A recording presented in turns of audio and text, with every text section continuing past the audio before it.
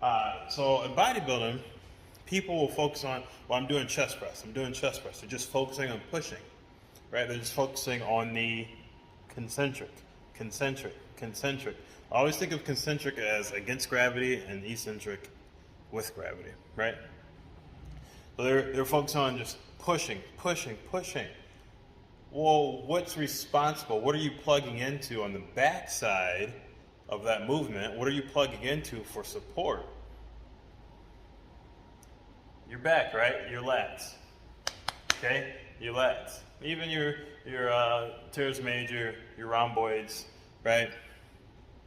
So when I'm coming down from a bench press, I'm not just coming down with my shoulders. I'm not just moving my arms. I'm receiving the brunt of that weight by pulling in my back. We're going to go to the bench, if you will.